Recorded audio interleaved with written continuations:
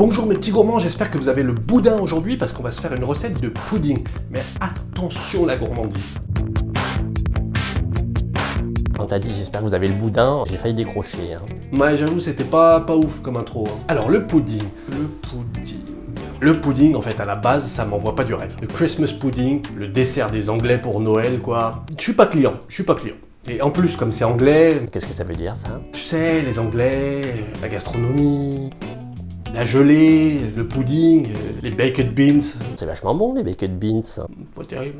Le pudding, à la base, c'est un amas de plusieurs ingrédients, sucrés ou salés, qu'on lie avec un produit céréalier. On trouve des puddings de viande, ou alors de pain rassis imbibé au lait. En fait, en Angleterre, le pudding, ça peut être un plat principal ou bien un dessert.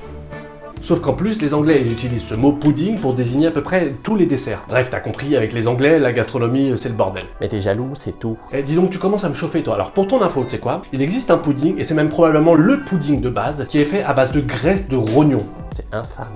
Bah non, c'est anglais. Alors maintenant, tu fais profil bas? Bref, c'est dans les années 1830 qu'on a définitivement associé ce nom à un dessert. À la base, du pain rassis avec du lait bouilli, du sucre et des raisins secs. Ça.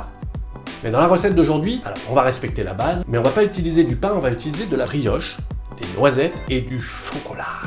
Et crois-moi, tu t'apprêtes à oublier le pudding du trop blanche. Allez, si t'es prêt, enfile ton tablier que je... Mais qu'est-ce que tu fais, toi? J'essaye de faire profil bas, mais c'est vachement dur, dis donc. Allez, si t'es prêt, enfile ton tablier que je t'explique la recette. Allez, c'est parti, tu vas prendre 300 g de brioche, 200 g de lait, 250 de crème, 5 jaunes d'œufs et 70 g de sucre. Comme ta brioche est un peu rassis, je te conseille d'enlever les croûtes. Ça va permettre d'avoir un appareil plus homogène, c'est plus agréable à la dégustation. Ensuite, tu coupes des petits cubes, comme ceci, et tu les mets de côté dans une petite bolinette.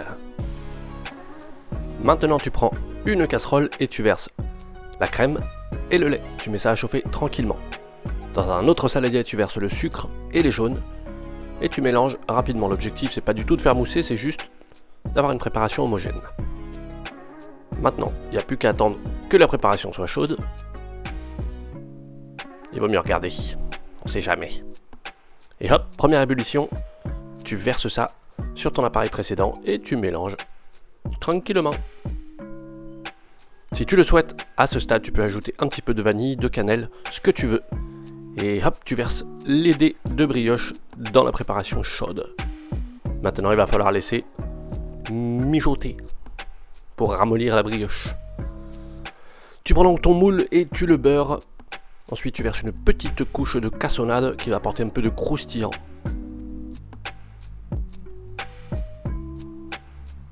Voilà. Tu préchauffes ton four à 170 degrés et une fois que ça ressemble à une bouillie, tu peux verser directement le mélange dans le plat et enfourner pour 25 minutes. Yallah, on attaque maintenant le topping avec 150 g de crème et 100 g de chocolat. Tu mets donc très simplement la crème à bouillir. À petite ébullition, tu la verses sur les pistoles de chocolat et tu laisses asseoir. Donc tu laisses sans toucher. Après 2-3 minutes, tu peux commencer à mélanger avec ta maryse bien du centre vers l'extérieur pour créer un petit noyau, comme on dit, et avoir une belle ganache bien émulsionnée. Voilà, tu remélanges jusqu'à ce que tu ne vois plus du tout de traces de crème comme ceci. Après 25 minutes de cuisson, tu peux sortir ton gâteau du four, laisse le four allumé. Pourquoi? Parce qu'on va torréfier quelques noisettes. Tu les torréfies 10 minutes à 170, tu les coupotes en petits morceaux pour amener du croquant à la recette. Et maintenant, il n'y a plus qu'à verser la ganache sur le pudding refroidi. Tu étales bien le chocolat partout, va bien dans les coins. Hop! Et ça va ajouter une petite touche de gourmandise absolument magnifique. Tu parsèmes de petites noisettes et tu balances un petit peu au frigo. Ensuite, régale-toi!